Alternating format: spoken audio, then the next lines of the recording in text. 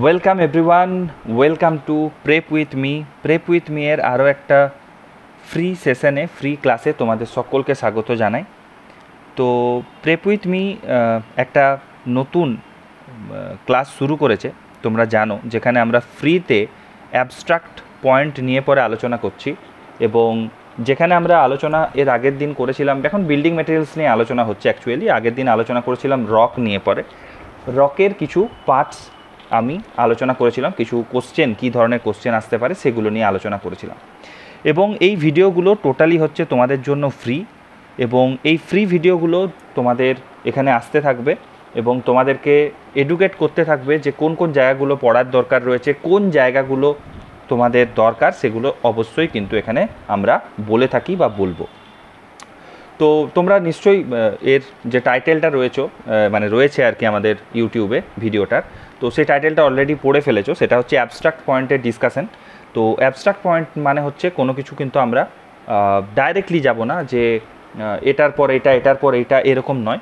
আমরা কিন্তু সেখান থেকে পড়বো, অর্থাৎ যে ইম্পর্টেন্ট পয়েন্টগুলো রয়েছে, কোনো একটা জায়গা থেকে যে ইম্পর্টেন্ট পয়েন্টগুলো আসতে পারে, সেই সমস্ত পয়েন্টগুলোর কিছু কোশ্চেন আমরা এখানে ডিসকাশন করে থাকি। তো সেটারই ক্লাস। তো যদি তোমরা পছন্দ করো তাহলে এটাকে 2x দেখে নিও, কারণ 2x আরও বেটার হবে। আমি যে কথাগুলো ভেবে বলছি বা আমি যে প্রশ্নগুলোকে তোমাদের সামনে রাখছি বা যে কথাগুলো বলছি, সেটা 2x দেখলে আই থিঙ্ক তোমাদের বেটার হবে। এই ফ্রি ক্লাসটা তোমরা করতে থাকো, এই ফ্রি ক্লাস তোমাদের জন্য আসতে থাকবে, প্রতিটা সাবজেক্টের উপরেই কিন্তু এটা হবে। আমাদের দুটো পেড ক্লাস রয়েছে এবং দুটো পেড ক্লাস চলছে। একটা হচ্ছে স্টেট লেভেল এক্সাম গাইডেন্স। এখনও অনেকেই জানে না যে এরকম একটা ক্লাস চলছে বা হচ্ছে, যেখানে স্টেট লেভেল এক্সাম গাইডেন্সে যেটা হয় সেটা হচ্ছে যে এখানে থিওরিটিক্যাল প্লাস কনসেপচুয়াল ক্লাস করানো হয়। থিওরিটিক্যাল এবং কনসেপ্ট এই দুটো জায়গাকে পুরোপুরি এখানে কমপ্লিট করানো হচ্ছে। তারপরে তার উপরে এমসিকিউ এবং সেখানে টেস্ট এবং হ্যান্ড রিটেন টোটাল নোটস এখানে কিন্তু প্রোভাইড করা হচ্ছে। এর জন্য 6,000 টাকা পার ইয়ার এই হিসেবে এনরোলমেন্ট হয়, এইভাবেই কিন্তু চলে। এখানে আমাদের সপ্তাহে 4 দিন ক্লাস হয়, 4 days ইন এ উইক আমাদের ক্লাস হয়ে থাকে। সন্ধ্যাবেলায় হয়, ওই 7:30 8টা থেকে ক্লাস হয়ে থাকে। একটা মোটামুটি 2 ঘন্টার ক্লাস জেনারেলি হয়। এটা হচ্ছে স্টেট লেভেল এক্সাম গাইডেন্সে। তো এটা আমরা জানুয়ারি 2025 থেকে করছি। তো এখন মোটামুটি কিন্তু প্রায় 85% সিলেবাস আমাদের কভার হয়ে গেছে। Transportation, survey, environmental engineering 1 and 2, soil mechanics, geotechnical engineering, irrigation hydrology, BMC, CT, RCC, estimation costing এবং এখন ফ্লুইড চলছে। তো বুঝতে পারছো যে তো আমরা কতটা এগিয়ে গেছি এবং যে স্টুডেন্টরা এটার সাথে যুক্ত রয়েছে তারাও কতটা অ্যাহেড অফ টাইম এগিয়ে রয়েছে। তো যদি কেউ স্টেট লেভেল এক্সাম গাইডেন্সে জয়েন হতে চাও তো আমার সাথে কন্ট্যাক্ট করতে পারো। এবং এই স্টেট লেভেল যে এক্সাম গাইডেন্সটা, এটা চলবে কতদিন পর্যন্ত? এটা চলবে হচ্ছে নেক্সট পিএসসির যেই বেরোবে ততদিন পর্যন্ত কিন্তু এটা ভ্যালিড থাকবে। আমাদের এই থিওরিটিক্যাল কনসেপচুয়াল যে ভিডিওসগুলো, টোটাল ইলাবোরেটলি যেখানে পড়াচ্ছি, ইলাবোরেটলি যেখানে চলছে, সেটা কিন্তু নেক্সট পিএসসি বা যেই পর্যন্ত অ্যাভেলেবেল থাকবে। এবং যেহেতু এটা স্টেট লেভেল এক্সাম গাইডেন্স, এখানে কিন্তু এমএসসি, কেএমসি, কেএমডিএ, এনএস সমস্ত কিছু রিলেটেড পড়াশোনায় কিন্তু এখানে হবে। এটা হচ্ছে স্টেট লেভেল এক্সাম গাইডেন্স, এবং যেগুলো পড়ানো হয়েছে তার রেকর্ডেড ভিডিও কিন্তু সেখানে অ্যাভেলেবেল আছে। এরপর হচ্ছে আরও একটা কোর্স আমরা লঞ্চ করেছি, যেটা 21 জুন থেকে চালু হবে। দেখো, এখন আমরা শুরু করছি, তোমরা আবার পরবর্তীকালে যাতে দেরি না করে ফেলো, তো সেজন্যই বারবার বলছি 21 জুন থেকে শুরু হবে। এই কোর্সটার নাম হচ্ছে WBMSc 2025-এর যে নোটিফিকেশান, তার ক্র্যাশ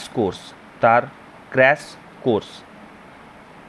এবারে এই WBMSc 2025-এর ক্র্যাশ কোর্সে কী থাকবে? এখানে থাকবে সাবজেক্ট ওয়াইজ ম্যারাথন ক্লাস। এখানে পুরোপুরিভাবে আমরা কি করব? ম্যারাথন ক্লাস করব, এবং প্রত্যেকটা সাবজেক্টকে আমরা আগে পড়ে শেষ করব, যে কোন কোন জায়গাগুলো আমাদেরকে জানতে হবে, কোন কোন জায়গাগুলো আমাদেরকে পড়তে হবে। WBPSC আর KMC এই দুটোর পরীক্ষার মাঝে যে মানে কোশ্চেনের লেভেল সেটা কিন্তু আকাশ পাতাল পার্থক্য রয়েছে। হ্যাঁ, কোশ্চেন অনেক হাই স্ট্যান্ডার্ড হয়, কোশ্চেন শুধুমাত্র ইংরেজিতে হবে, এখানে কিন্তু বাংলায় কোশ্চেন হবে না। আদার স্টেটের ছেলেরা এখানে পরীক্ষা দিতে পারবে, তাহলে কম্পিটিশন অনেক হাই হয়ে যাবে। ইংলিশে কোশ্চেন হবে এবং কোশ্চেনের মান বেশি হবে, অনেকটাই আপগ্রেডেড কোশ্চেন থাকবে, ওই টাইপের কোশ্চেন থাকবে না যে ইন্ডিয়াতে কতগুলো কোন ধরনের নলকূপ সবথেকে বেশি দেখতে পাওয়া যায়, এই ধরনের প্রশ্ন কিন্তু থাকবে না। আমি বারবার বলছি, এত সোজা এরকম ধরনের প্রশ্ন থাকবে না, কোশ্চেনের মান স্ট্যান্ডার্ড কিন্তু আলাদা হবে। তাই সেখানে সাবজেক্ট ওয়াইজ ম্যারাথন ক্লাস হবে এবং তার এগেনস্টে কম্প্যাক্ট নোট তোমাদেরকে দেওয়া হবে, কম্প্যাক্ট নোট তোমাদেরকে দেওয়া হবে ক্র্যাশ কোর্সের জন্য। এবং তার সাথে হচ্ছে সাবজেক্ট ওয়াইজ এমসিকিউ প্র্যাকটিস হবে, এবং মিক্সড সাবজেক্টের এমসিকিউ প্র্যাকটিস হবে। এবং তার সাথে আমরা কতগুলো মক টেস্ট আমরা নেব, আমাদের যে অ্যাপ রয়েছে সেই অ্যাপে মক টেস্টও তোমরা কিন্তু দিতে পারবে।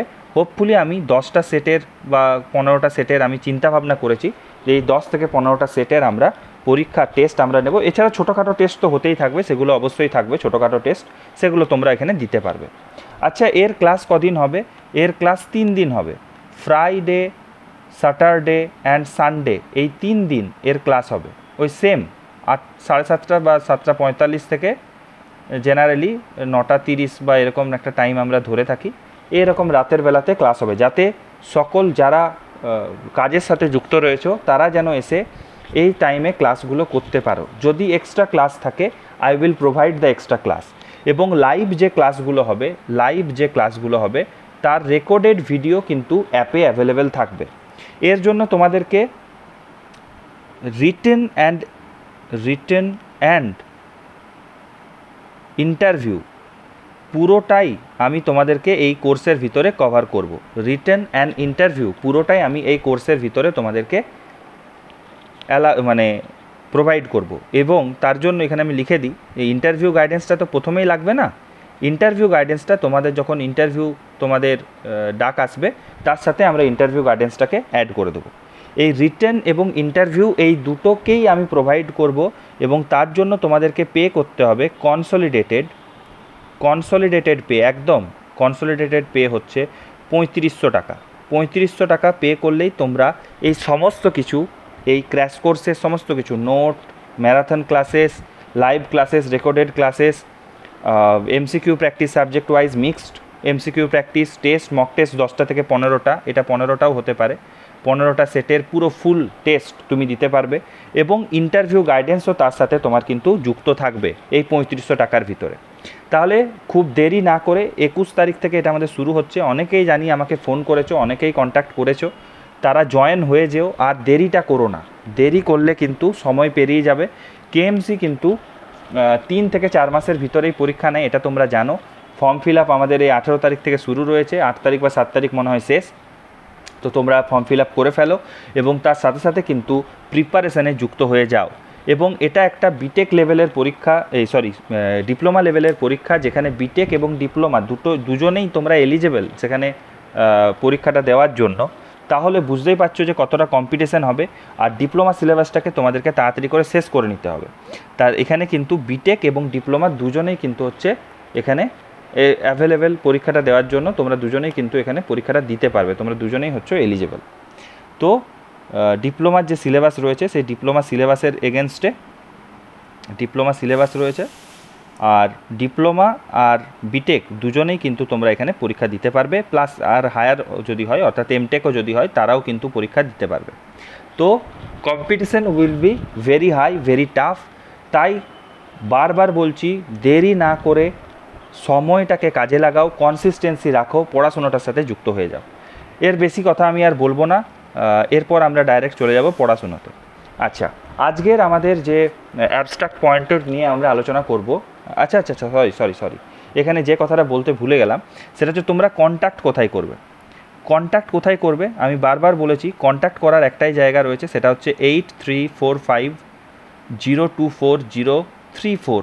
এই নাম্বারে তোমরা কন্ট্যাক্ট করবে এবং এই নাম্বারে তোমরা কল করতে পারো, হোয়াটসঅ্যাপ করতে পারো, হোয়াটসঅ্যাপ রয়েছে, বা মেসেজ করতে পারো এবং আমাকে কন্ট্যাক্ট করতে পারো। এবং কন্ট্যাক্ট করে তোমাদের যদি কিছু ডাউটস রয়েছে সেগুলোকে ক্লিয়ার করে নিতে পারো এবং তাড়াতাড়ি জয়েন করে যেতে পারো। তো এই হচ্ছে এই ব্যাপার। আর হচ্ছে যে যদি তোমরা মনে করো যে তোমরা একটা হোয়াটসঅ্যাপ গ্রুপে জয়েন করবে, যে হোয়াটসঅ্যাপ গ্রুপটা আমাদের শুধুমাত্র টেকনিক্যাল ডিসকাশনের জন্য রয়েছে, তো তুমি দেখতে পাবে প্রথম যে পিন কমেন্টটা রয়েছে, সেই পিন কমেন্টে আমাদের কিন্তু হোয়াটসঅ্যাপ গ্রুপের লিঙ্কটা দেওয়া রয়েছে। দরকার হলে সেই হোয়াটসঅ্যাপ গ্রুপেও তোমরা জয়েন করে যেতে পারো, যেখানে টেকনিক্যাল ডিসকাশন জেনারেলি হয়ে থাকে। আচ্ছা, এবারে আমরা চলে যাই আজকের পড়াশোনাতে। তো আজকের পড়াশোনার উপরে যে কথাটা আমরা যে জায়গাটাকে আমরা আজকে এক্সপ্লোর করব, that is brick, tile and other clay products. তো ব্রিক, টাইলস এবং ক্লে প্রোডাক্টসের ভিতরে কি কি প্রশ্ন আছে সেগুলো নিয়ে একটু আলোচনা করি। ব্রিক্সের প্রথম যে প্রশ্নটা বিভিন্ন পিএসসি পরীক্ষাতে, বিভিন্ন জেই পরীক্ষাতে, এমনকি এসএসসিতে পর্যন্ত প্রচণ্ড বেশি পরিমাণে আসে, তার নাম হচ্ছে এফ্লোরেসেন্স। তার নাম হচ্ছে এফ্লোরেসেন্স। আচ্ছা, এবারে তোমাদের মাথায় প্রশ্ন আসতে পারে, স্যার আপনি এফ্লোরেসেন্স কথাটা যেটা বলছেন, এই এফ্লোরেসেন্স তো আমরা জানি যে একটা হোয়াইট প্যাচেস তৈরি হয়। আচ্ছা, ব্রিকে হতে পারে। আচ্ছা, এটা তো স্যার সিমেন্টেও হতে পারে, হ্যাঁ সিমেন্ট সারফেসও আসতে পারে। আচ্ছা ঠিক আছে স্যার, আপনি এটা আমরা জানি, এটা আইডিয়া আছে আমাদের। কিন্তু ব্রিকের ক্ষেত্রে এই এফ্লোরেসেন্সটা কতটা পর্যন্ত অ্যাকসেপ্টেবল, এবং এই এফ্লোরেসেন্সটাকে আমরা কিভাবে যখন আমরা এটাকে টেস্ট করি, তখন আমরা এটাকে কত পার্সেন্টের এগেনস্টে এটাকে আমরা কি কন্ডিশনে রয়েছে সেটা আমরা কিভাবে বলি। তো প্রথমে এখানে এফ্লোরেসেন্সের কথা বলতে গেলে প্রথম যে কথাটা আসে সেটা হচ্ছে IS 3495, এটার পার্ট 3। আচ্ছা, এই কোডটা স্যার আপনি কেন বললেন? এই কোডটাতেই এফ্লোরেসেন্স সম্পর্কে কথাবার্তাগুলো বলে দেওয়া রয়েছে। এবং সলিউবল সল্টের জন্য ব্রিকে এফ্লোরেসেন্সটা লক্ষ্য করা যায় এবং ব্রিকের সারফেসে হোয়াইট ডিপোজিটেড তৈরি হয়। এবং ব্রিখানে জেনারেলি কীভাবে টেস্টটা হয়, এফ্লোরেসেন্ট টেস্টটা, একটা পোর্সেলিনের একটা থাকে, পোর্সেলিনের একটা পাত্র থাকে, পোর্সেলিনের পাত্রতে জল দিয়ে দেওয়া হয় এবং তার উপরে কি করা হয়, ব্রিকটিকে বসিয়ে দেওয়া হয় এবং ব্রিকটিকে সময় দেওয়া হয় যে ব্রিকটি সেই জলটি যেন শোষণ করে, এবং যখনই জলটা শোষণ হয়ে যাবে আবার সেখানে এক্সট্রা করে ওয়াটার পোর করে দেওয়া হয়। তাহলে এইভাবে 24 ঘন্টা রাখার পরে দেখা হয় যে ব্রিকটা যে সারফেসটা রয়েছে, সেই ব্রিকের সারফেসটা কতটা পরিমাণ হোয়াইট ডিপোজিট দিয়ে ভরে রয়েছে। তাহলে কতটা পরিমাণ হোয়াইট ডিপোজিট দিয়ে ভরে রয়েছে সেই জিনিসটাকে যখন আমরা চেক করি, তাহলে সেই হিসাবেই কিন্তু আমরা জেনারেলি ব্রিকের কন্ডিশনটাকে বের করি। তাহলে আমরা একবার দেখে নিই কীরকম। যে ধরো 10% এরিয়া, 10% এক্সপোজড এরিয়া যদি covered by white deposit,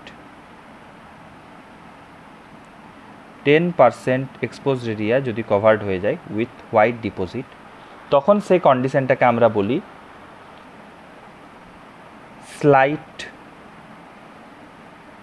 deposit হয়েছে। আচ্ছা, এখানে 10% মানে স্যার আপনি কি 10%ই বলছেন? না, আপ টু 10% এক্সপোজ এরিয়া যদি কভার হয়ে যায় তখন তাকে আমরা বলি স্লাইট কন্ডিশন। আচ্ছা স্যার, তাহলে নেক্সট কি হবে? নেক্সট আমরা কি করে বুঝবো বা কি জানবো? 10%-এর থেকে যদি বেশি হয়, অর্থাৎ 10 থেকে যদি 50% পর্যন্ত যদি ডিপোজিট লক্ষ্য করা যায়, তখন আমরা এই ডিপোজিটটাকে কি বলবো? তখন আমরা এটাকে বলবো মডারেট। কি বলবো? মডারেট।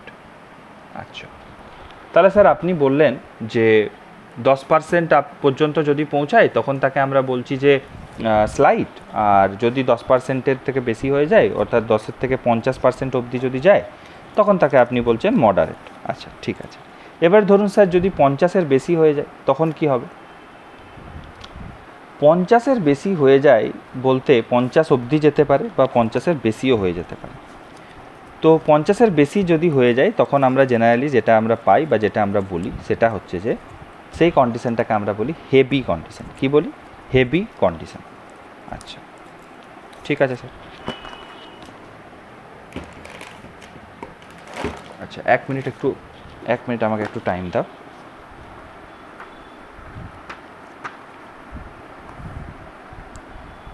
আচ্ছা আমি এবারে লিখে নিই। তাহলে গ্রেটার দেন 50% যদি হয় তখন তাকে আমরা বলি হেভি কন্ডিশন। কি বলি? Heavy condition. আচ্ছা আরও একটা কন্ডিশন হয় যেটাকে আমরা বলে থাকি সিরিয়াস কন্ডিশন। কি বলি? Serious condition. আচ্ছা সিরিয়াস কন্ডিশন আমরা কখন বলি? যখন কোনো একটা ব্রিক সারফেসে পুরোটাই হোয়াইট ডিপোজিট দিয়ে ভরে গেছে এবং এই হোয়াইট ডিপোজিটের সাথে সাথে কি দেখা যাচ্ছে, এক্সপোজড যে সারফেসগুলো রয়েছে এই হোয়াইট ডিপোজিট সেই এক্সপোজ সারফেসে ক্র্যাক তৈরি করছে। যারা প্র্যাকটিক্যালি সাইটে কাজ করো তোমরা জানবে হয়তো যে এফ্লোরেসেন্স থেকে, মানে জানি না তোমরা আদৌ করেছো কি না, এফ্লোরেসেন্সের ক্ষেত্রে কি হয়, একটু ডিপে যাচ্ছি আমি এখানে। সেখানে ক্রিস্টালাইন সাবস্টেন্স তৈরি হয়। এই যে সলিউবেল সল্টগুলো রয়েছে তারা ধীরে ধীরে ধীরে ধীরে জমাট বেঁধে ক্রিস্টালাইন সাবস্টেন্স তৈরি করে, ক্রিস্টালাইন সাবস্টেন্স তৈরি করে। এবং এই ক্রিস্টালাইন সাবস্টেন্স কি করে, পাউডার ফর্মে যেমন বাইরে বেরিয়ে আসে সেরকমই ব্রিকের ভিতরে ক্রিস্টাল ফর্ম করলে, ধরো এটা একটা ব্রিক রয়েছে, ইন্টিগ্রেটেড ব্রিক আছে,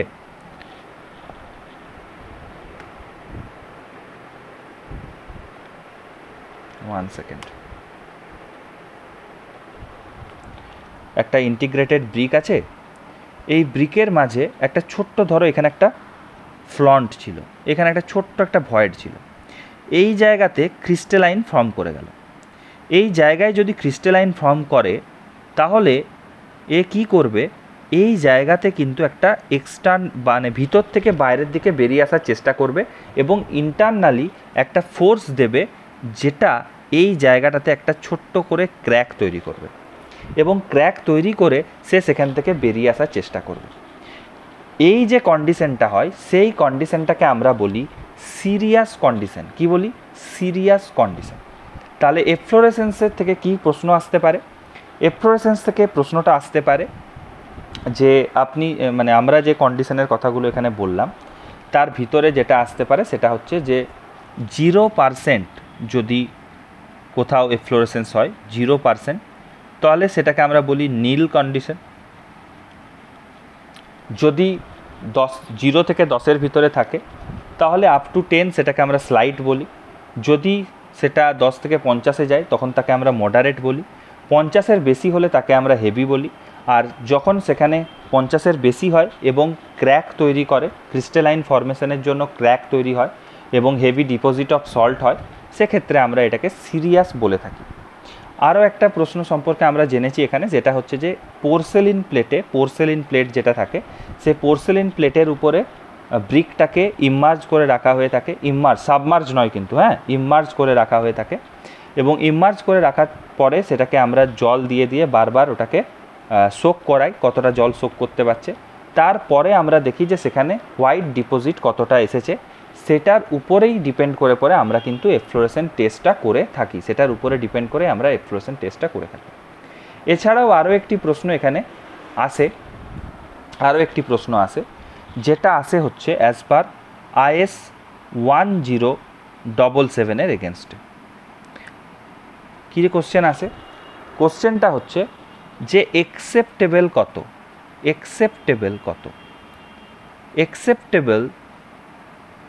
efflorescence for brick up to 12.5 MPa। এটা আমি বলছি না ভাই, এটা কে বলছে? আইএস কোড বলছে যে অ্যাকসেপ্টেবল এফ্লোরেসেন্স হচ্ছে যে সমস্ত ব্রিকের স্ট্রেংথ হচ্ছে 12.5 পর্যন্ত, তাদের জন্য অ্যাকসেপ্টেবল ক্রাইটেরিয়া হচ্ছে মডারেট।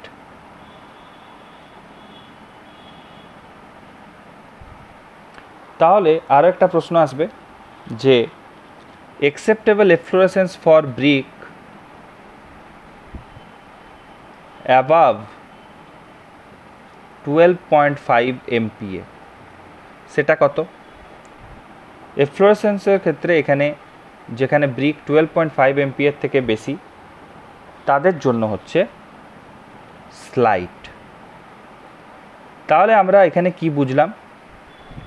যে যদি ব্রিকের স্ট্রেংথ বেশি হয়, হাই স্ট্রেংথ ব্রিক হয়, তাহলে সেখানে কিন্তু এফ্লোরেসেন্সকে কম হতে হবে, কারণ সেখানে স্ট্রেংথটাই ম্যাটার, স্ট্রেংথের মাধ্যমেই কিন্তু সেখানে কাজ হবে। তাই স্ট্রেংথটাকে ম্যাটার রেখে, স্ট্রেংথটাকেই চিন্তাভাবনার ভিতরে রেখে তারপর কিন্তু এটা করা হয়ে থাকে।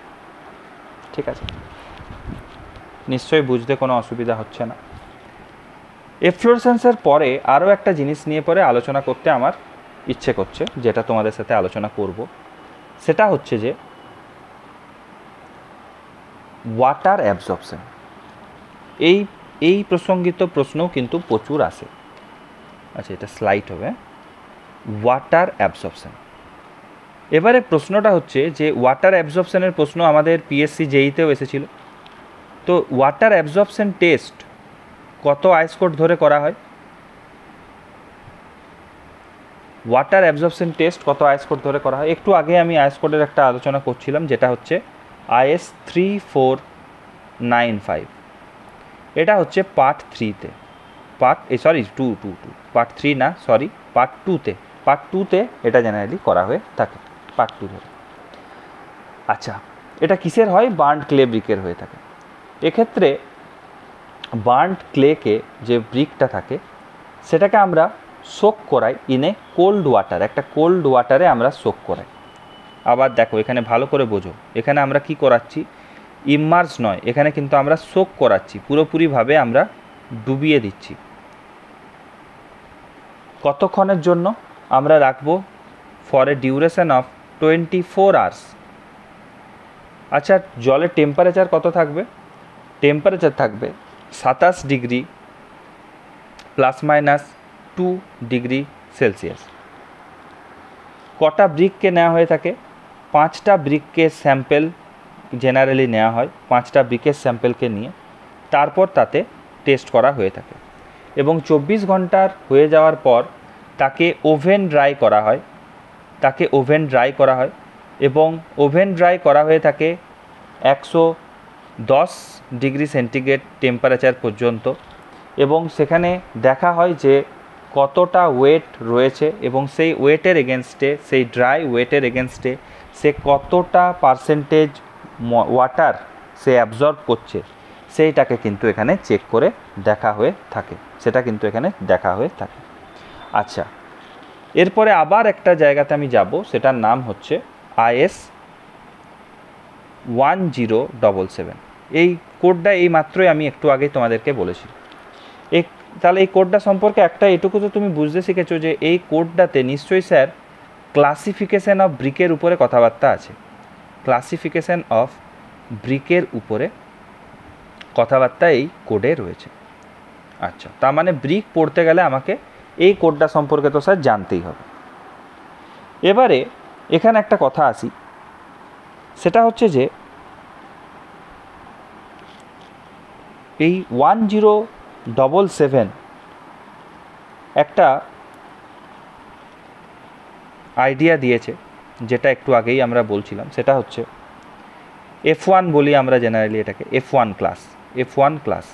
ক্লাস মানে হচ্ছে যেখানে compressive strength is up to 12.5 MPa। আচ্ছা, এর জন্য পারমিসেবল ওয়াটার অ্যাবজর্পশন কত? এর জন্য পারমিসেবল ওয়াটার অ্যাবজর্পশন কত, এটা কিন্তু বইয়ে দেওয়া রয়েছে, মানে আইএস কোডে দেওয়া রয়েছে। কত? 20% water absorption is permissible. 20% water absorption is permissible. আচ্ছা, এছাড়াও আরেকটা ক্লাস হয় যেখানে compressive strength is greater than 12.5 MPa। আচ্ছা, এটার জন্য কত? এটার জন্য কিন্তু 15% ওয়াটার অ্যাবজর্পশন ইজ পারমিসেবল।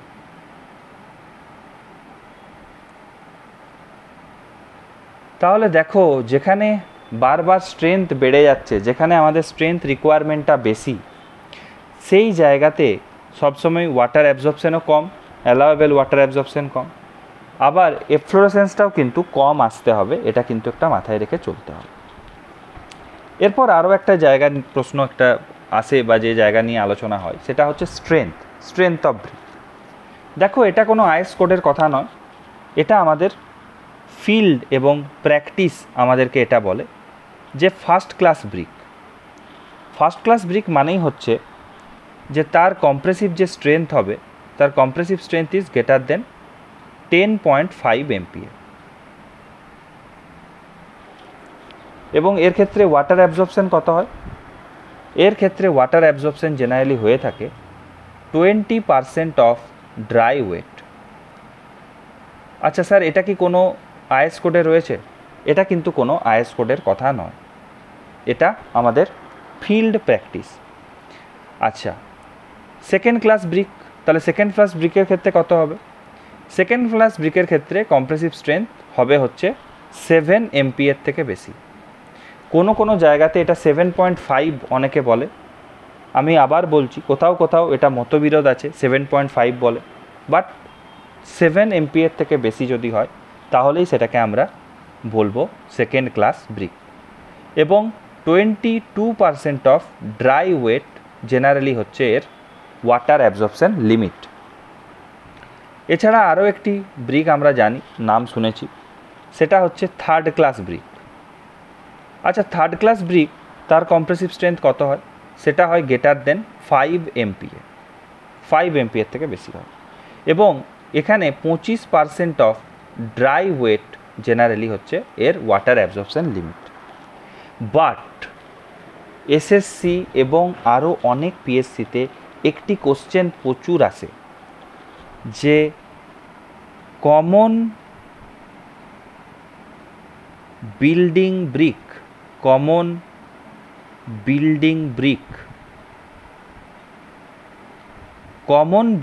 ব্রিকের ক্ষেত্রে যেটা আমরা বিল্ডিংয়ে ইউজ করতে পারবো, তার মিনিমাম স্ট্রেংথ কত, তার মিনিমাম কম্প্রেসিভ স্ট্রেংথ কত? একটি কমন বিল্ডিং ব্রিকের মিনিমাম কম্প্রেসিভ স্ট্রেংথ হচ্ছে 3.5 MPa।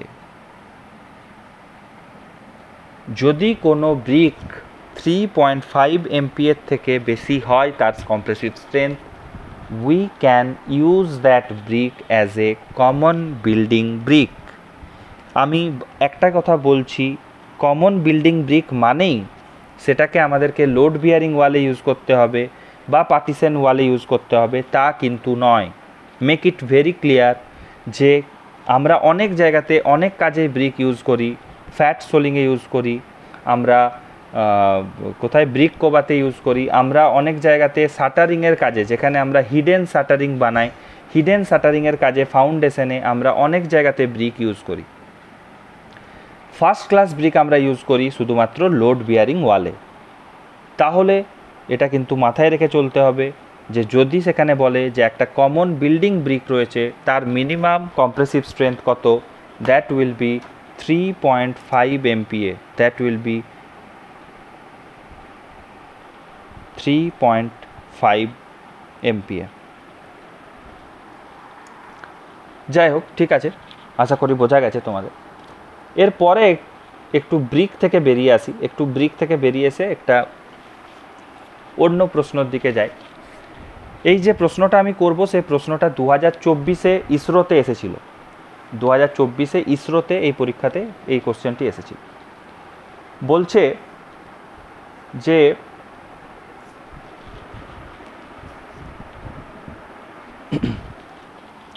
প্রশ্নটি ছিল রিগার্ডিং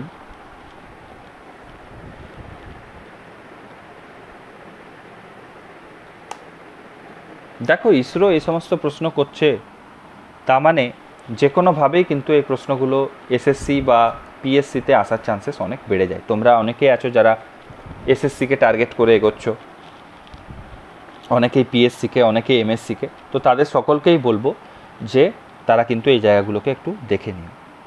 তো কোশ্চেনটা এসেছিল রিগার্ডিং গ্লেজিং। আচ্ছা, আমি জানি না তোমরা গ্লেজ বা গ্লেজিং সম্পর্কে কতটা জিনিস জানো।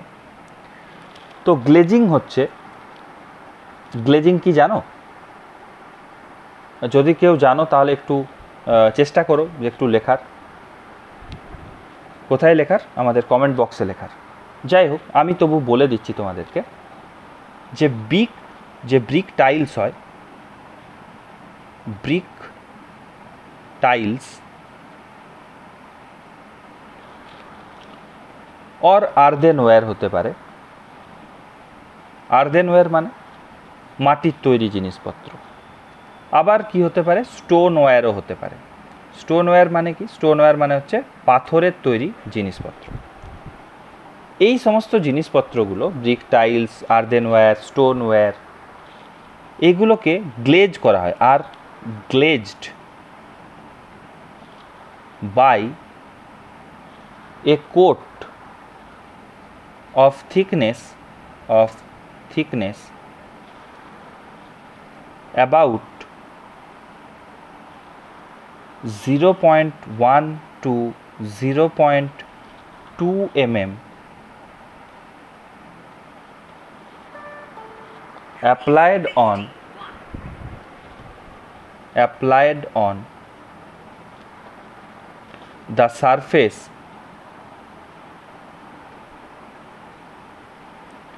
of an item and then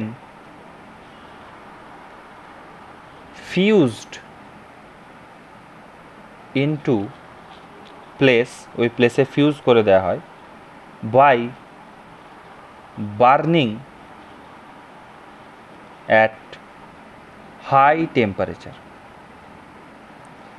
এই পুরো জিনিসটাকে আমি যেটা লিখলাম এটাই অ্যাজ এ কোশ্চেন ইসরোতে দিয়ে দিয়েছিল। কীরকম? যে গ্লেজিংয়ের জায়গাটাতে একটা ড্যাশ দিয়ে দিয়েছিল, দিয়ে বলেছিল যে it is a coating of thickness about 0.1 to 0.2 mm applied on the surface of an item and then fused it into the place by burning it at high temperature. তাহলে একটা কোটিং দিয়ে, একটা হালকা কোটিং দিয়ে 0.2 mm মানে বুঝতে পারছো কতটা কম কোটিং হয়, এবং সেটা করে সারফেসে লাগিয়ে তাকে ফিউজ করে দেবো আমরা হাই টেম্পারেচারে। তো এটা কিন্তু ডাইরেক্ট এইভাবে কোশ্চেনটা কিন্তু ইসরো 2024-এ কিন্তু এসেছে। তো এটা কিন্তু একটু মাথায় রাখতে হবে। তো কোথায় কোথায় এটা লক্ষ্য করা যায়? আর্দেনওয়্যারে দেখা যায়, আমরা ব্রিক টাইলসে দেখতে পাই, এবং স্টোনওয়্যারেও আমরা এটা দেখতে পাই। এবারে প্রশ্ন আসতে পারে বা তোমার মাথায় প্রশ্ন হতে পারে যে কেন এটা আমরা করলাম, কেন এই জিনিসটা আমরা করলাম। এই জিনিসটা কিছুটা আমরা করে থাকি, এটা একটা ইম্পারভিয়াস ফিল্ম টাইপের হয়, যেটা কি করে ওই আর্থেন সারফেসকে বা অ্যাকচুয়াল যে স্টোন সারফেস রয়েছে সেটাকে প্রোটেক্ট করে from the chemical effect and Wuthering effect এবং কেমিক্যাল এফেক্ট থেকে কি করে এটা কিন্তু এটাকে বাঁচায়। যাই হোক, ঠিক আছে, ইটস ওকে, বোঝা গেছে, ঠিক আছে, অসুবিধা কিছু নেই। এবং এই কোশ্চেনটার এগেনস্টে ইসরোতে আরও একটি প্রশ্ন ছিল, যেখানে এইভাবেই প্রশ্নটা ছিল যে আমরা গ্লেজিংটা কেন করি। গ্লেজিং আমরা এই কারণেই করি কারণ সেটা যাতে সেখানে অ্যাটমসফেরিক এফেক্ট বা কেমিক্যাল এফেক্ট বা অ্যাসিড এফেক্ট এগুলোর থেকে যাতে কোনো রকমভাবে সারফেসটাকে আমরা বাঁচাতে পারি, এবং ইমপারভিয়াস একটা লেয়ার তৈরি করতে পারি। এটা আমি আর এখানে লিখলাম না, প্লিজ তোমরা যারা নোট বানাচ্ছ তারা কিন্তু এটা সেখানে অ্যাড করে নেবে, কারণ ইসরোতে কিন্তু এই দুটো কোশ্চেনই কিন্তু ঘুরিয়ে ফিরিয়ে এসেছে। আচ্ছা ঠিক আছে স্যার, এবারে যেটার উপরে আমি আসি সেটা হচ্ছে, এই একটু আগে আমি একটা জিনিস পড়ালাম যে first class, second class, third class. আমি এখানে কিন্তু ফোর্থ ক্লাস ব্রিকের কথাটা বলিনি। অনেকের ওই জায়গাতেই হয়তো প্রশ্নটা ডাউট এসেছে, যারা পড়াশুনো করে, অনেকে তো ফালতু ফালতু ভিডিও দেখতে আসে, তাদের কথা আমি বলছি না, যারা সত্যিকারেই পড়াশুনো করছে বা ভিডিওটা দেখছে তাদের জন্য বলছি। তাদের মনের ভিতরে কিন্তু এখানে একটা প্রশ্ন জেগেছিল, আশা করি জেগেছিল, যে স্যার আপনি তো ফোর্থ ক্লাসটা বললেন না। তো এই যে ফোর্থ ক্লাসের কথাটা আমি বলিনি বা ফোর্থ ক্লাসের কথাটা বলিনি, তার কারণ একটা রয়েছে, কারণ সেটা আমি পরবর্তীকালে বলবো, সেই জন্যেই আমি রেখেছিলাম। তো ফোর্থ ক্লাস বলে আরও একটি ব্রিক হয়, যেটাকে আমরা বলি ফোর্থ ক্লাস ব্রিক। একটু অন্য কালার নিই, হ্যাঁ, একটু অন্য মোটা কালার নিই একটু।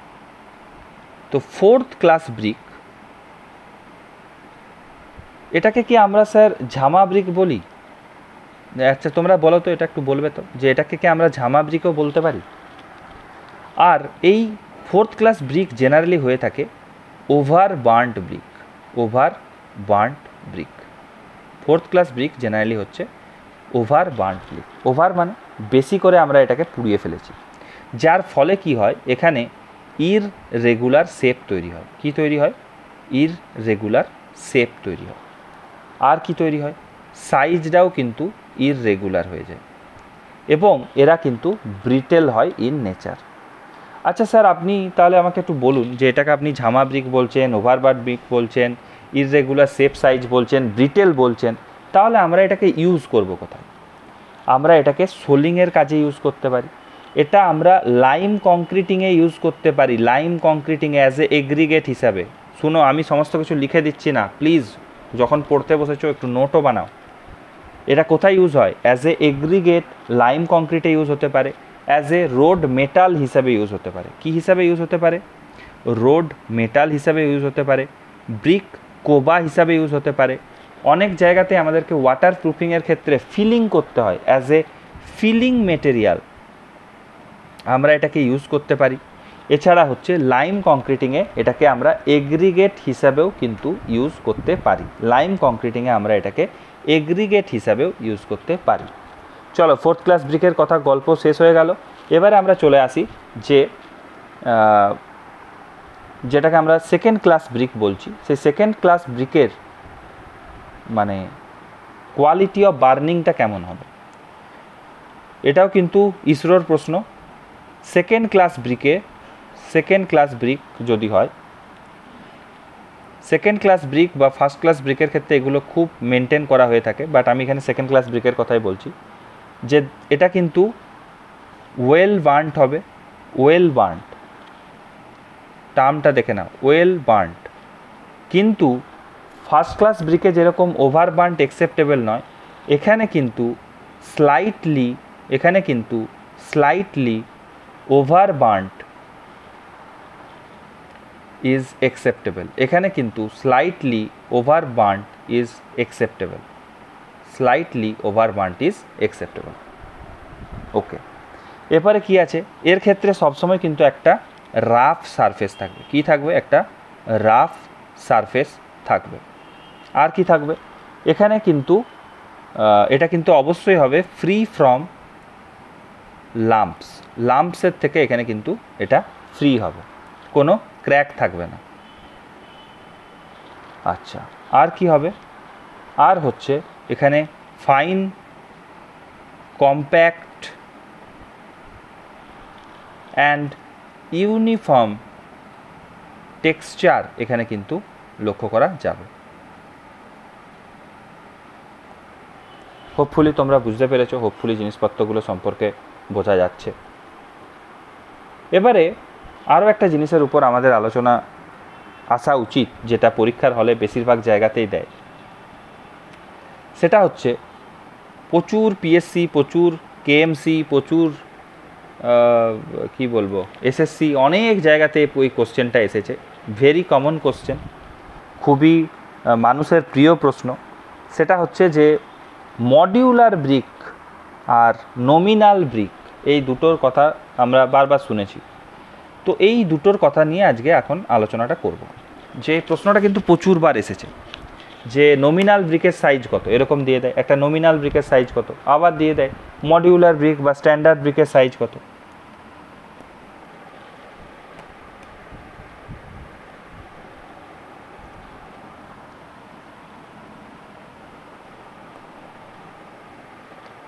এক মিনিট।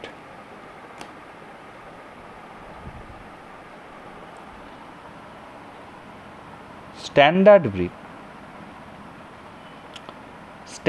ব্রিকের কথা যদি আমি বলি, স্ট্যান্ডার্ড ব্রিকের সাইজ হচ্ছে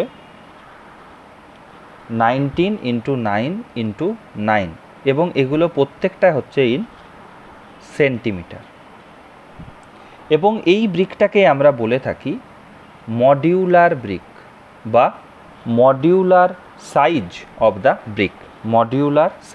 অফ দ্য ব্রিক। আচ্ছা, তাহলে স্যার আপনি আমাকে বলুন নমিনাল ব্রিক ব্যাপারটা কি। নমিনাল ব্রিক মানে হচ্ছে, নমিনাল ব্রিক বা নমিনাল সাইজ হচ্ছে জেনারেলি এখানে মর্টারকে ইনক্লুড করে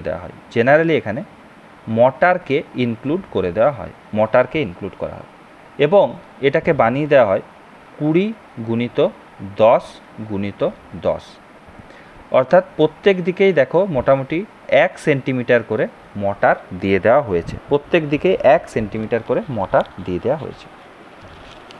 আচ্ছা, এখানে তোমার মাথায় এবারে প্রশ্ন আসতে পারে যে স্যার কনভেনশনাল বা ট্রেডিশনাল এই ধরনের ব্রিক তো রয়েছে, তো এটার কি প্রশ্ন আসতে পারে। দেখো, জেনারেলি কনভেনশনাল ব্রিকের বা ট্রেডিশনাল ব্রিক যেটাকে আমরা বলি, এই ট্রেডিশনাল ব্রিকের থেকে কিন্তু প্রশ্ন আসে না। কেন আসে না? তার কারণ হচ্ছে এই ট্রেডিশনাল ব্রিকের সাইজ বিভিন্ন জায়গায় বিভিন্ন হয়। পিডাব্লিউডিতে একরকম পাবে, তুমি আবার যদি ইয়েতে যাও, আমাদের পিডাব্লিউডি বাদ দিয়ে যদি তুমি সিপিডাব্লিউডিতে যাও, সেখানে আলাদা রকম পাবে।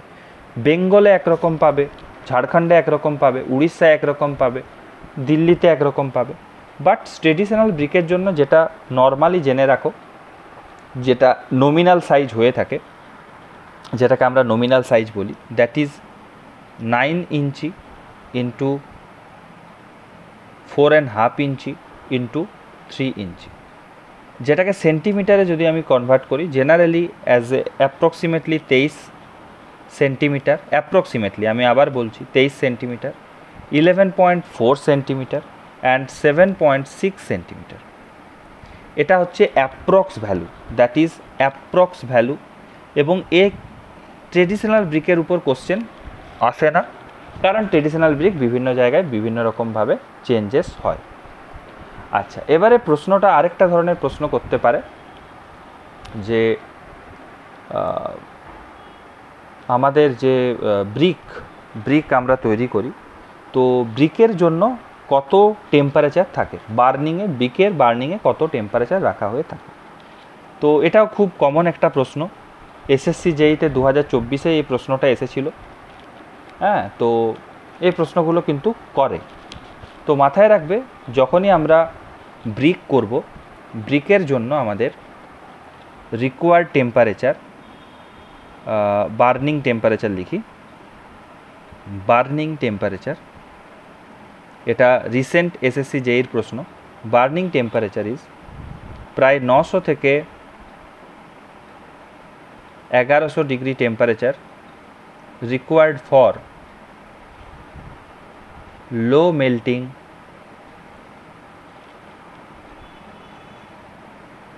ক্লে ব্রিক্স আর মোটামুটি 1000 থেকে 1200 ডিগ্রি সেন্টিগ্রেডের কাছাকাছি হচ্ছে for high melting clay bricks. মনে রাখবে, এগুলো থেকেও প্রশ্ন আসে, এগুলোও কিন্তু কোশ্চেন। তো এগুলো কিন্তু মাথায় রাখতে হবে। আচ্ছা, আমরা যতটা পড়লাম মোটামুটি, অনেকটাই পড়েছি, তাই তো? অনেকটাই পড়েছি। আচ্ছা, দেখে নিই আর কি এখান থেকে কী প্রশ্ন আসে একটু দেখি। আচ্ছা, আরও একটা প্রশ্ন এখানে একটু আমাদের দেখে নেওয়া উচিত। এটা 2023 এবং 2022-এ জিপিএসসি এবং আসাম পিএসসি এবং উড়িষ্যার এইতে এসেছে। তো কী প্রশ্নটা এখানে করেছে একটু দেখি। প্রশ্নটা হচ্ছে রিগার্ডিং হেভি ডিউটি ব্রিক। প্রশ্নটা হচ্ছে রিগার্ডিং হেভি ডিউটি ব্রিক।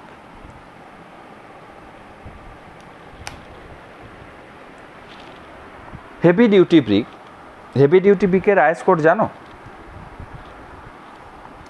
দেখো, আমি ফর ইনফরমেশন তোমাদেরকে বলছি, এগুলো হেভি ডিউটি ব্রিকের সবসময় তো কোশ্চেন আসবে এরকম নয়, বা আইএস কোডটা লিখতে দিল তা নয়, বাট প্রশ্নে কিন্তু দিতে পারে যে কত নাম্বার আইএস কোডে হেভি ডিউটি ব্রিক রয়েছে, এরকমও দিতে পারে।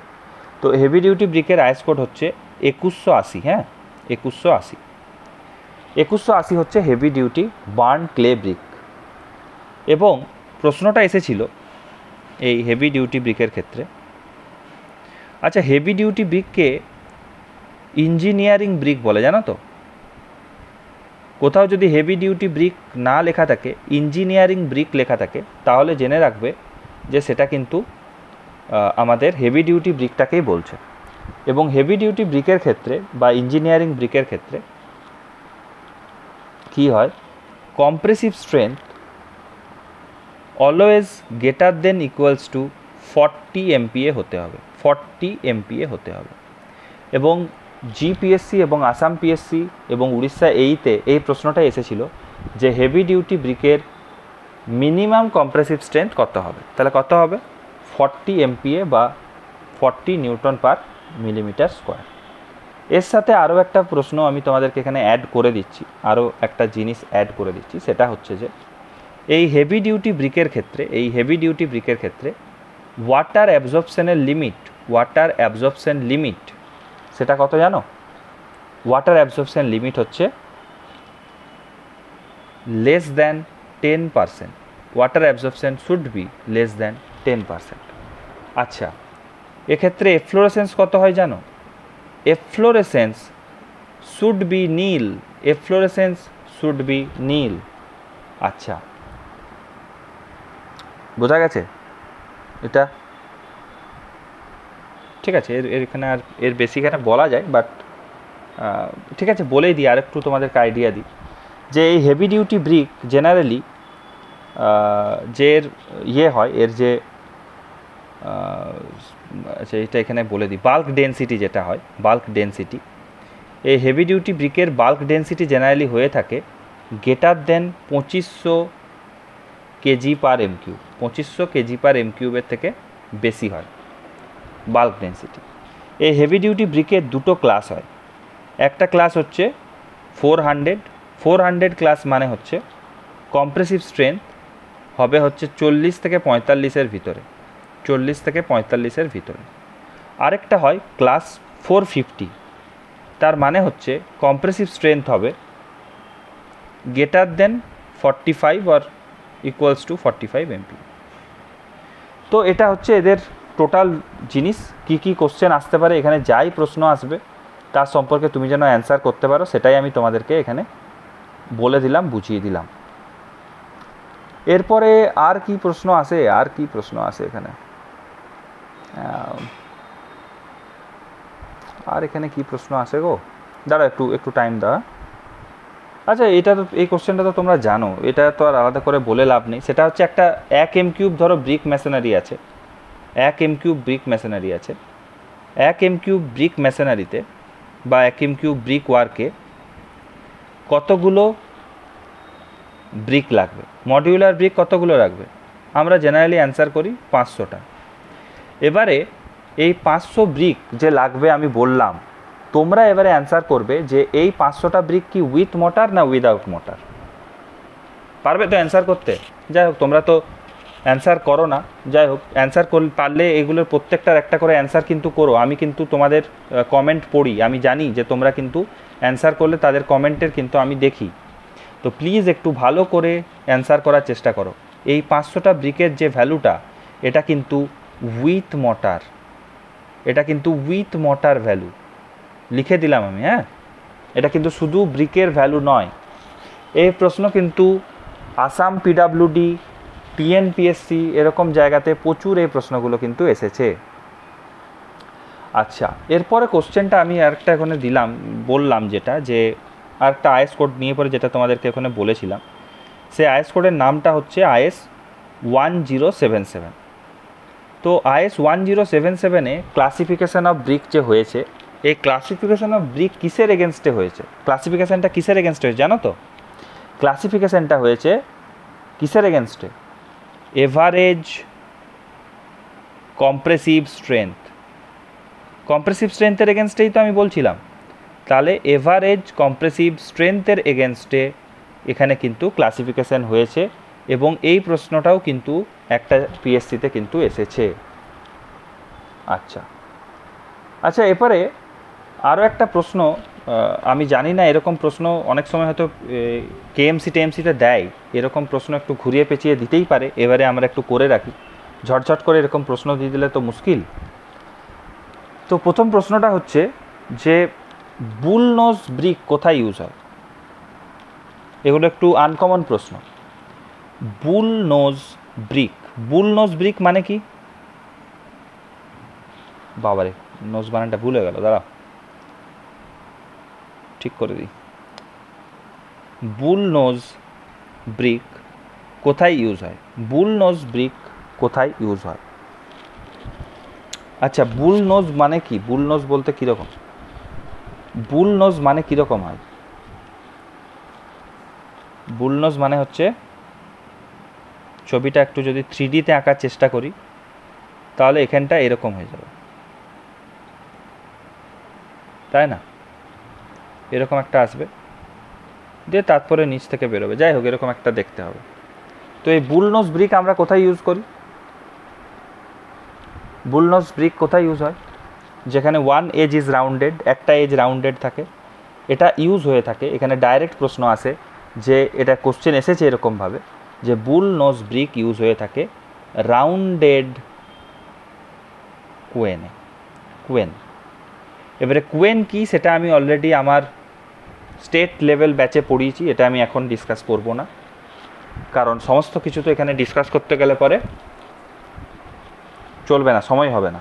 তার জন্য তোমাদেরকে কোথায় আসতে হবে? তোমাদেরকে আমার ক্লাসে আসতে হবে, যেখানে আমি পুরো বিস্তারে জিনিসপত্র পড়াচ্ছি, সেখানে আসতে হবে। এরপরে আরেকটি প্রশ্ন এখানে আসে, সেটা হচ্ছে double cant brick.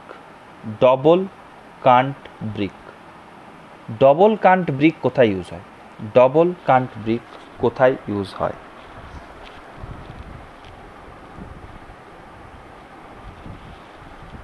Double cant brick কোথায় ইউজ হয়? Double cant brick generally use হয়ে থাকে ডোর অ্যান্ড উইন্ডো, যেখানে ল্যাম্প হয়, ল্যাম্পস, সেখানে। আর কোথায় হয়? অক্টাগোনাল পিলার, অক্টাগোনাল পিলার, সেখানে ইউজ হয়। আর কোথায় ইউজ হয়? To change the direction of, to change the direction of brick work, সেখানেও কিন্তু এই ডবল কান্ট ব্রিক ইউজ হয়ে থাকে। আচ্ছা, তাহলে এই কথাগুলো আমরা মোটামুটি বললাম, জানলাম। আচ্ছা, আর কি আছে? লোড বিয়ারিং ওয়াল, সেখানে কি ইউজ হয়? সেখানে কিন্তু সবসময় সলিড ব্রিক ইউজ হবে। সলিড ব্রিক সব সময় ইউজ হবে হচ্ছে লোড বিয়ারিং ওয়ালের ক্ষেত্রে। লোড বিয়ারিং ওয়ালকে নিয়ে কোনো রকম কিন্তু ইয়ারকি ফাজলামি চলবে না, সেখানে আমাদেরকে সবসময় কিন্তু স্ট্রেংথ যে ব্রিক নিতে পারবে সেই সমস্ত ব্রিককেই আমাদেরকে এখানে রাখতে হবে। আচ্ছা, এরপর আরও একটা জায়গাতে আমি আসি। কি আরও জায়গা? কোন জায়গার কথা বলছেন স্যার? যে ব্রিকের কম্পোনেন্ট। আচ্ছা ব্রিকের কম্পোনেন্ট, আচ্ছা বলুন কি আছে ব্রিকের কম্পোনেন্ট নিয়ে পরেও একটু আমাদের আলোচনা হোক। এটা থেকেও অনেক জায়গাতে প্রশ্ন এসেছে, ইউকেপিএসসিতে প্রশ্ন এসেছে, পুনেতে প্রশ্ন এসেছে, যে ব্রিকের যে কম্পোনেন্ট থাকে, তোমরা অনেকেই নাম শুনেছো, এটাকে অনেকেই বলে সেলিম। খুব সহজে মনে রাখা যায়, ব্রিককে খুব সহজে মনে রাখার উপায় হচ্ছে সেলিম। সেলিম কি? SALIM, সেলিম। মনে রাখো তো, এইভাবেই মনে রাখো তো, অনেকেই মনে রাখে, আমি জানি না তোমরা রাখো কিনা। তো এই এস মানে কি, এ মানে কি, এল মানে কি, আই মানে কি, এম মানে কি? সেলিম হচ্ছে এস ফর হচ্ছে সিলিকা, এস ফর হচ্ছে সিলিকা। আচ্ছা সিলিকাকে আপনি প্রথমে কেন রাখলেন?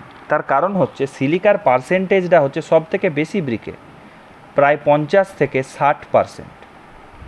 আচ্ছা সিলিকা কি করে স্যার? সিলিকা ক্র্যাককে প্রিভেন্ট করে এবং শেপ, সাইজ এই সমস্ত কিছুকে রিটেন করে। আচ্ছা সেকেন্ড স্যার এ মানে কি? এ মানে হচ্ছে অ্যালুমিনা। অ্যালুমিনা কত পার্সেন্ট থাকে? সেকেন্ড পার্সেন্টেজটা অ্যালুমিনাই থাকে, কত? 20 থেকে 30%।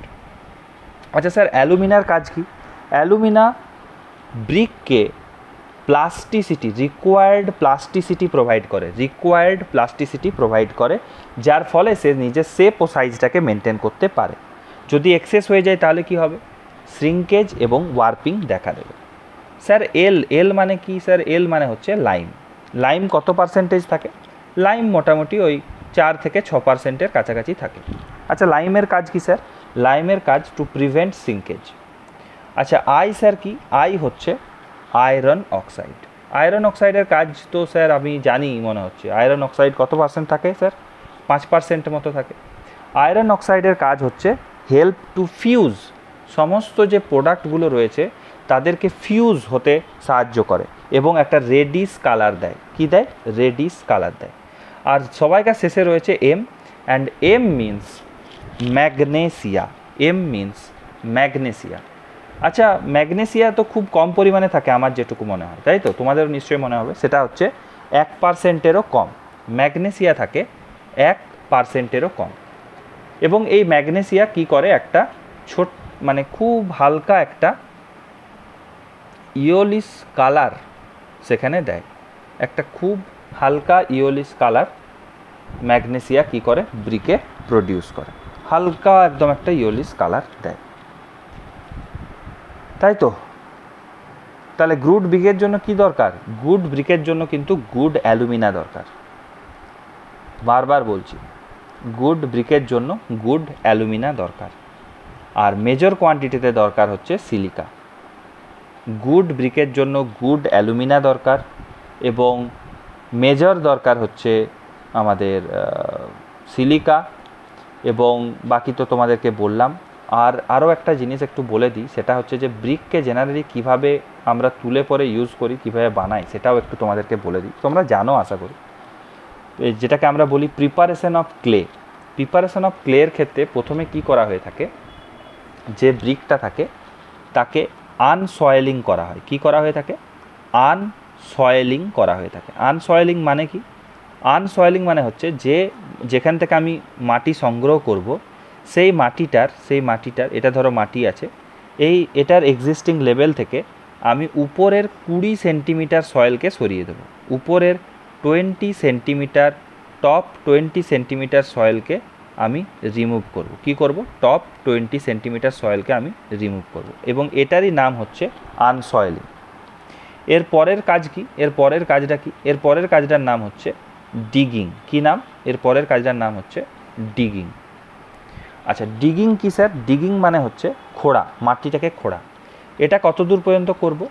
আপ টু পরের যে 120 সেন্টিমিটার এরিয়া রয়েছে বা জায়গা রয়েছে, সেই 120 সেন্টিমিটার ডেপথ আমি কি করব? কুড়তে যাব, এবং তারপর তাকে আমি কি করব? তারপর আমি সেটাকে ক্লিন করব, পরিষ্কার করব, এবং ক্লিন করে সেখানে ফেলে রেখে দেবো। কোথায় ফেলে রেখে দেবো? ওই যে উপরের পাটে বা যেখানে আমি জমা করছিলাম সেখানে আমি ফেলে রেখে দেবো।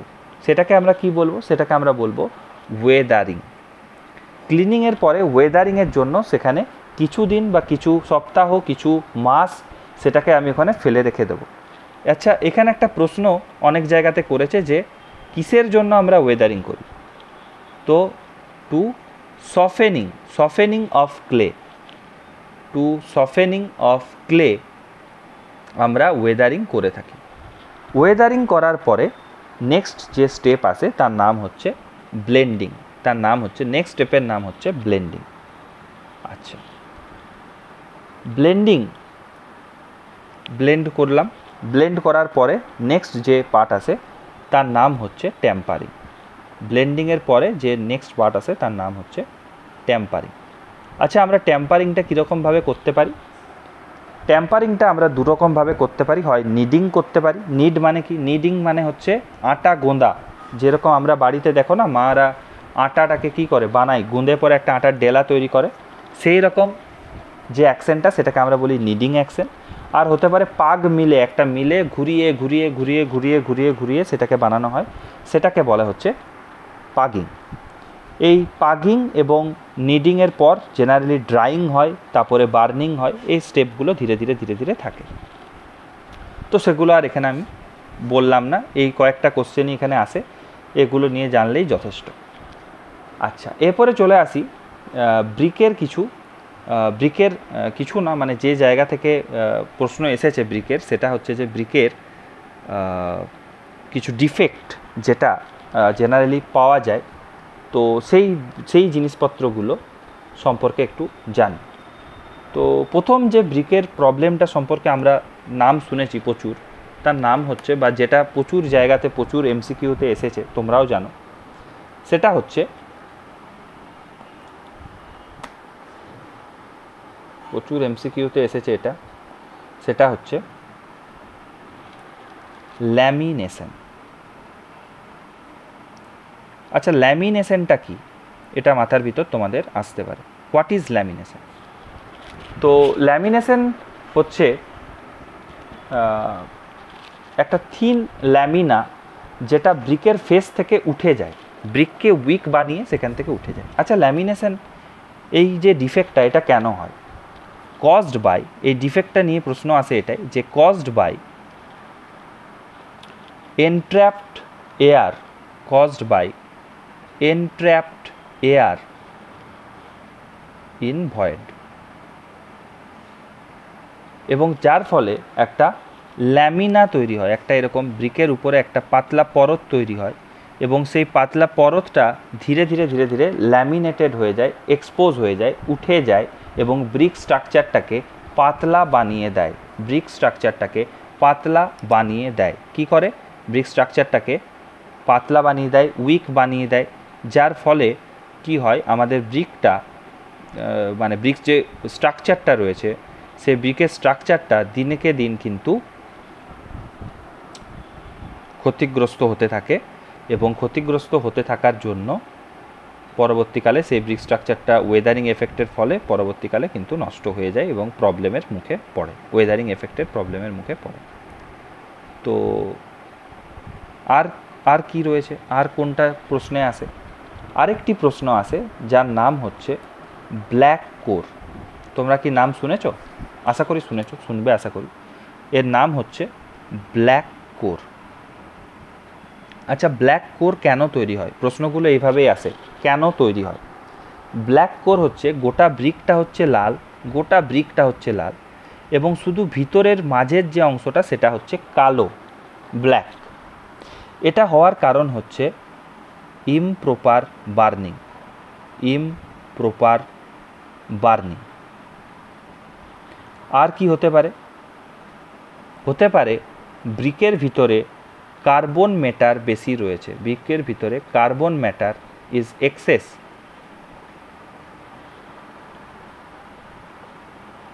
যেটা অক্সিডেশনের সময় বেরোয় যায়নি, এবং এই ব্ল্যাক কোর থাকলে স্ট্রেংথ কমে যায়, স্ট্রাকচারাল রিলায়েবিলিটি কিন্তু কমে যায়। এফ্লোরেসেন্স তো অবশ্যই একটা ব্রিকের প্রবলেম, সেটা তো তোমাদেরকে আমি আগেই বলেছি। হ্যাঁ, এছাড়া কি হতে পারে? স্প্যালিং, স্প্যালিংয়ের নাম তোমরা শুনেছো? ব্রিক স্প্যালিং। আচ্ছা, এই স্প্যালিংটা কি? ইররেগুলার পোর্শন অফ ব্রিক যেটা ভেঙে যাচ্ছে, কিসের জন্য? Heating of water inside the brick, যেটা ওভারঅল অ্যাপিয়ারেন্সটাকে নষ্ট করতে পারে এবং ওয়েদারিংয়ের মাধ্যমে গোটা ব্রিকটাকে ডিকে করিয়ে দিতে পারে। নেক্সট হচ্ছে চুফ। এটা সকলে জানো তোমরা, চুফের নাম সকলেই শুনেছ। চুফ প্রচুর পরীক্ষাতে এসেছে। চুফ হচ্ছে গরম ব্রিকের উপরে রেনফল ওভার হট ব্রিক্স, এই চুফ তৈরি করে। যেখানে কি হয়, ইররেগুলারিটিস তৈরি হয়, ইমপ্রপার অ্যালাইনমেন্ট থাকে, ছোট ছোট ফুটো হয়ে যায়, ইন্টারলকিং অফ ব্রিক কিন্তু খারাপ হয়ে যায়, নষ্ট হয়ে যায়। আচ্ছা, এবারে নেক্সট যে প্রশ্নটা আসে সেটা হচ্ছে যে আরও একটা প্রবলেম লক্ষ্য করা যায়, যেটাকে আমরা ওই ইয়ের সাথেই কিছুটা বলতে পারি, ল্যামিনেশনের সাথেই কিছুটা আমি ধরে রেখে বলতে পারি, যেটার নাম হচ্ছে ব্লিস্টার। এই ব্লিস্টার কিন্তু আমরা ব্রিকে দেখতে পাই, যেখানে এটা জেনারেলি আমরা লক্ষ্য করি কোথায়, সোয়ার পাইপসে বা হচ্ছে ড্রেনে, এই সমস্ত জায়গাতে আমরা দেখতে পাই, যেখানে এন্ট্রাপেয়ারের জন্য কি হয়, একটা মোল্ডিং প্রসেসের প্রবলেম হয়ে যাওয়ার ফলে সেখানে ব্লিস্টার তৈরি হয়ে যায়। আর ল্যামিনেশন তো বললাম যে ছেড়ে ছেড়ে ক্লে ভয়েডসের জন্য, এন্ট্রাপেয়ার ইন দ্য ক্লে ভয়েডসের জন্য ছেড়ে বেরিয়ে যায়, সেটাকে আমরা বললাম। তো এইগুলোই মোটামুটি, এই কয়েকটা জানলেই হবে, এইগুলোর বেশি আর এর থেকে বেশি এই মুহূর্তে আর জানার দরকার হবে না, মোটামুটি যথেষ্ট জেনেছি আমরা। এরপর যেটা জানার জায়গা, আরেকটা ছোট্ট পয়েন্ট, আমি এতটা বললাম যখন, আরেকটা ছোট্ট পয়েন্ট একটু তোমাদেরকে বলে যাই, কেন সেটা আমি বাদ দেবো। সেটার নাম হচ্ছে ফ্রগের সাইজ নিয়ে পরেও কিন্তু অনেক জায়গাতে প্রশ্ন আসে, এবং ফ্রগ কোথায় থাকে, টপ সাইডে থাকে, এবং এর সাইজ হয়ে থাকে 10 centimetre into 4 centimetre into 1 centimetre. এই 1 সেন্টিমিটারটা কোথাও আবার 2 সেন্টিমিটারও হয়, এটাও একটু মাথায় রাখবে। তো কেন দেওয়া হয়, এটা কি জয়েন্ট করার জন্য, অ্যাজ এ সিআর কি হিসাবে কাজ করে, এবং লোগোটা যেটা লোগো রয়েছে সেটা বুঝতে, সেটাতেও সাহায্য করে এই ফ্রগ, মানে ইনডাইরেক্টলি, ডাইরেক্টলি সেটা নয়। তো এই প্রশ্নগুলো আসে। আর প্রশ্ন করতে পারে তোমাকে যে ব্রিক যখন পড়বো তখন আমরা ব্রিকের টেস্টগুলো কোথার থেকে দেখব। তো ব্রিকের টেস্ট আমরা দেখব 3495 থেকে, 3495, সেটার থেকে আমরা ব্রিকের টেস্ট পাবো। ক্লাসিফিকেশন অফ ব্রিক পাবো 1077 থেকে। তো এগুলো একটু ভালো করে দেখার চেষ্টা করবে, যেগুলো বললাম সেই জায়গাগুলোকে একটু করার চেষ্টা করবে এবং বোঝার চেষ্টা করবে। তো এগুলো আই থিঙ্ক খুব দরকার, এই জায়গাগুলো খুব ইম্পর্ট্যান্ট, এগুলো থেকে কোশ্চেন প্রচুর আসে। তো এগুলো দেখলে আশা করি যেগুলো আমি মোটামুটি বলেছি সেগুলো ওভারঅল তোমাকে বোঝানো যাবে আর কি। আচ্ছা, আর জেনারেলি যে আমরা অর্ডিনারি রেক্ট্যাঙ্গুলার ব্রিক ইউজ করি, সেখানে রেক্ট্যাঙ্গুলার ফ্রগ ইউজ হয়, এটাও একটা প্রশ্নতে এসেছিলো ইউকিপিএসসিতে। তো ইউকেপিএসসির প্রশ্নগুলোর একটু দেখবে, আমি এরকম প্রশ্ন আরও নিয়ে আসব। তো সেখানে এই সমস্ত জিনিসপত্রগুলো যেগুলো পড়ালাম সেগুলো থেকেই কোশ্চেন থাকবে, আর এগুলো পাবে। আর আরেকটা প্রশ্ন 1077-এর এগেনস্টে, যে 1077 যে ক্লাসিফিকেশানটা করেছে, 1077 যে ক্লাসিফিকেশানটা করেছে আমাদের এভারেজ কম্প্রেসিভ স্ট্রেংথের এগেনস্টে, সেখানে টোটাল কতগুলো ক্লাস রেখেছে, সেখানে টোটাল কিন্তু 11 ক্লাস রেখেছে, 11 ক্লাস অফ ব্রিক। আচ্ছা, 11 ক্লাস অফ ব্রিক বলতে আপনি কি বলছেন সেটাও আমি এখানে একটু বলে দিচ্ছি।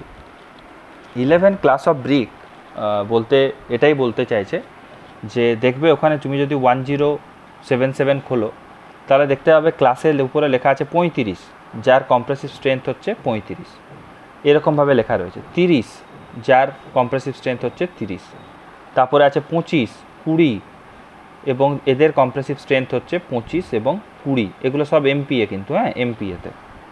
এরকমভাবে পরপর 17.5, 15, 12.5, এরকমভাবে 11টা ক্লাস আছে। 10, 7.5, 5, 3.5, এরকমভাবে দেখো 11টা ক্লাস পাবে। এই 11টা ক্লাস কিন্তু এখানে ভাগ করা রয়েছে regarding to the average compressive strength, average compressive স্ট্রেংথের এগেনস্টে এটা ভাগ করে দেওয়া রয়েছে, একটু দেখে নেবে। হ্যাঁ, এরপরে আরও একটা ব্রিকের কথা আছে, যেটার নাম হচ্ছে রিফ্র্যাক্টরি ব্রিক। নাম তোমরা শুনেছো আশা করি, রিফ্র্যাক্টরি ব্রিক। তো রিফ্র্যাক্টরি ব্রিক জেনারেলি দেওয়া হয়ে থাকে যেখানে হাই টেম্পারেচার থাকে। রিফ্র্যাক্টরি ব্রিক্স জেনারেলি দেওয়া হয়ে থাকে যেখানে হাই টেম্পারেচার থাকে। হাই টেম্পারেচারের জন্য রিফ্র্যাক্টরি ব্রিক্সটাকে আমরা ইউজ করে থাকি। এবং রিফ্র্যাক্টরি ব্রিক্স চিমনিতে থাকে, ব্লাস্ট ফার্নেসে থাকে, এই সমস্ত জায়গাতে থাকে, ক্লিনে থাকে। তো এই সমস্ত প্রশ্ন দিতে পারে যে ঘুরিয়ে ফিরিয়ে যে এখানে কোন ধরনের ব্রিক ইউজ হয়, তখন কিন্তু তোমাকে অ্যান্সারটা করতে হবে যে রিফ্র্যাক্টরি ব্রিক জেনারেলি এখানে ইউজ হয়ে থাকে। তো মোটামুটি আজকে আমরা এখানেই শেষ করছি, আর আমি এগোবো না, কারণ আজকে আমরা অনেকটাই টাইম এখানে নিয়ে ফেলেছি। তো আজকের ক্লাস এখানেই শেষ হবে। আরও এক্সট্রা যেগুলো ব্রিক সম্পর্কিত আরও অনেক আইডিয়া রয়েছে, আরও অনেক অ্যাবস্ট্রাক্ট পয়েন্ট রয়েছে যেগুলো থেকে প্রশ্ন আসে, অবশ্যই আসে। আমি চেষ্টা করব আরও নেক্সট যে ক্লাস আমি করব সেখানে যদি এক্সট্রা কিছু পয়েন্ট আমি এখানে পাই তাহলে অবশ্যই সেখানে দেওয়ার চেষ্টা করব। এবং সিরামিক নিয়ে তো পড়া হলো না। সিরামিক অর্থাৎ যার ম্যালিয়েবল প্রপার্টি রয়েছে, ম্যালিয়াবিলিটি প্রপার্টি রয়েছে, এটাও কিন্তু একটা ইসরোর প্রশ্ন যে সিরামিক তার কি প্রপার্টি রয়েছে। সিরামিকের কিন্তু ম্যালিয়াবিলিটি এই প্রপার্টিটা রয়েছে। তো সেগুলো নিয়ে পরে প্রশ্ন আসে অনেক জায়গাতে। এবং ব্লটিং নিয়ে প্রশ্ন আসে, আমি ব্লটিংটা বলিনি, ব্লটিং নিয়েও defect, blotting is another defect যেখানে স্পঞ্জি সোয়েল মাস তৈরি হয়, এবং সেটাও প্রশ্নে আসে যে কেন হচ্ছে, presence of excess carbonaceous matter এবং সালফার, তার জন্যই এটা ব্লটিং আমরা দেখতে পাই। তো এই ধরনের আরও অনেক প্রশ্ন আছে। এবং modulus of elasticity of ceramic, এই প্রশ্নটা ইউপি পিসিএলে এসেছিল। তো সিরামিকের কথা আমি তো বললাম যে সিরামিক হচ্ছে যার ম্যালিয়েবল প্রপার্টিজ রয়েছে। তো সিরামিক নিয়ে যদি ফার্দার কিছু কোশ্চেন থাকে আমি অবশ্যই চেষ্টা করব সেগুলো তোমাদেরকে দেওয়ার। সিরামিকের মডিউলাস অফ ইলাস্টিক নিয়ে কোশ্চেন এসেছিল। সিরামিকের মডিউলাস অফ ইলাস্টিসিটি হচ্ছে 7 × 10⁴ MPa থেকে এটা 42 × 10⁴ MPa এরকম এর মডিউলাস অফ ইলাস্টিসিটি থাকে। হ্যাঁ, তো টিপিক্যালি এটা থাকে। Tensile strength is very high. হ্যাঁ, তো এটা এরকম জিনিসপত্র রয়েছে, ম্যালিয়াবিলিটি এর প্রপার্টি রয়েছে, এগুলো জানতে হবে। এই সমস্ত কোশ্চেনগুলো থাকবে এবং এগুলোকে একটা ছোট নোটস বানিয়ে নাও যাতে অ্যাবস্ট্রাক্ট পয়েন্টে এবং যখন তুমি পরীক্ষা দিতে যাচ্ছ তখন কোন কোন জায়গাগুলো থেকে পরীক্ষাতে কোশ্চেন আসার চান্সেসটা বেশি, কোন জায়গাগুলো তোমাকে দেখতে হবে, তুমি একবার ভিডিও দেখলে কমপ্লিট হয়ে যাবে। এবং আমি রিকমেন্ড করব তোমাদেরকে 1.5x অর 2x তুমি ভিডিওটা দেখো, তাহলে আমি যে জিনিসগুলো ভেবে বলছি সেগুলো তোমাদের বুঝতে অসুবিধা হবে না, তাড়াতাড়ি করে তোমরা সেটা লিখে নিতে পারবে, পড়ে নিতে পারবে। এবং দরকার হলে অপেক্ষা করো, পজ করো ভিডিওটাকে পজ করে পয়েন্টগুলো বানাও, পয়েন্টগুলো লেখো। যাদের সত্যি মানে টাকা পয়সা নেই কোনো একটা কোর্সে ভর্তি হওয়ার, কোনো একটা জায়গাতে যেয়ে পরে পড়াশুনো করার, তারা এখান থেকে কিছুটা হলেও বেনিফিট পাবে, আমি বারবার বলছি। তার জন্য এই চ্যানেলটাকে ফলো করতে হবে। আমাদের চ্যানেলের প্রায় 1350+ সাবস্ক্রাইবার রয়েছে। যারাই এই সাবস্ক্রাইব এখনও পর্যন্ত করেছো তাদের জন্যই আমি এই জিনিসপত্রগুলো নিয়ে আসছি। আর যারা এখনও সাবস্ক্রাইব করোনি তারা প্লিজ একটু চ্যানেলটাকে সাবস্ক্রাইব করে দিও, চ্যানেলটার পাশে থেকো। আমি চেষ্টা করব এবারে রোজ যাতে ভিডিওগুলোকে আরও বেটার করে তোমাদের কাছে নিয়ে আসতে পারি, আরও বেশি ইনফরমেশন তোমাদেরকে দিতে পারি, ফ্রি কন্টেন্ট যাতে তোমাদেরকে দিতে পারি। আর যারা চাইছো যে KMC-তে বা WBMSC-তে একটা সিট অ্যাকুয়ার করবে, একটা ভালোভাবে প্রিপারেশন নিয়ে তারপরে লড়াই করতে যাবে, তারা কিন্তু তাদেরকে কোথায় আসতে হবে, তাদেরকে কিন্তু ক্র্যাশ কোর্সের ব্যাচে জয়েন করতে হবে। এবং ওই ক্র্যাশ কোর্সের ব্যাচে জয়েন করে তাড়াতাড়ি করে পড়াশুনো করে সিলেবাসটাকে কমপ্লিট করতে হবে, MCQ প্র্যাকটিসের ভিতরে ঢুকতে হবে। এবং বারবার বলছি এই সমস্ত পরীক্ষা কিন্তু স্ট্যান্ডার্ড অনেকটা হাই, পিএসসির মতো এখানে কিন্তু ওই বাচ্চা ছেলের প্রশ্ন আসবে না। এখানে কিন্তু একটু তোমাদের কাছে তো থাকেই, একটু প্রিভিয়াস ইয়ার কোশ্চেনগুলো একটু ঘেঁটে দেখো, সেখানে কিন্তু দেখতে পাবে কঠিন এবং কঠিনতর প্রশ্ন কিন্তু সেখানে এসেছে, এবং মাথা লাগিয়ে বুদ্ধি খাটিয়ে কনসেপ্ট লাগিয়ে সেখানে কিন্তু কোশ্চেন তোমাকে করতে হবে, বা যেখানে তোমাকে যে এটা জানতেই হবে নইলে তুমি পারবে না, এরকমও প্রশ্ন অনেক এসেছে। একটা ফ্লুইডেরই প্রশ্ন কালকে আলোচনা হচ্ছিল, যে একটা ফ্লুইডের প্রশ্ন রয়েছে যেখানে একটা ডিফারেন্সিয়াল ম্যানোমিটারের কথা বলা হয়েছে, যেখানে পারদ এবং জল দুটোই রয়েছে, এবং তাদের হাইট মেজারমেন্ট করে সেখান থেকে হাইট বের করে কি করে আমি তার প্রেসার বের করব, কি করে গেজ প্রেসারের এগেনস্টে তার ভ্যালু বের করব, এই ধরনের প্রশ্নও কিন্তু কেএমসিতে এসেছে। সো বি কেয়ারফুল, ভালোভাবে প্রিপারেশন নিয়ে তারপরে কিন্তু যুক্ত হও। আমাদের এই ক্লাস শুরু হবে 21 তারিখ থেকে, 21 জুন থেকে আমরা ম্যারাথন ক্লাস দিয়ে শুরু করব, এবং প্রত্যেকটা ম্যারাথন ক্লাসের মাধ্যমে আমরা তাড়াতাড়ি করে কোন কোন জায়গাগুলো পড়তে হবে সেগুলোকে কভার করব। প্লিজ যদি তোমাদের মনে হয় যে এই কোর্সে তোমরা জয়েন করবে, ক্র্যাশ কোর্সের সাথে যুক্ত থাকবে, তাহলে অবশ্যই আমাকে কন্ট্যাক্ট করো। আমার যে নাম্বারটা তোমাদেরকে প্রথমেই দিয়েছি 8345024034, সেই যে নাম্বারটা দেওয়া রয়েছে আমি আরও একবার বড় করে দিয়ে দিচ্ছি। এই নাম্বারে আমার সাথে কন্ট্যাক্ট করো, যুক্ত হয়ে যাও, জয়েন হয়ে যাও, এবং জয়েন হয়ে পরে পড়াশোনাটা শুরু করো। কনসিস্টেন্সিটাকে মেনটেন করেই পড়াশোনাটা করো। 8345024034 কন্ট্যাক্ট করে নিও। ধন্যবাদ। চলো দেখা হচ্ছে পরের আর একটা ভিডিওতে। সেই ভিডিওতে আবার আমরা অ্যাবস্ট্রাক্ট পয়েন্ট নিয়ে আসবো, আরও কিছু বিল্ডিং মেটেরিয়ালসের। ততক্ষণ পর্যন্ত অল দ্য বেস্ট, পড়াশোনার সাথে যুক্ত থেকো।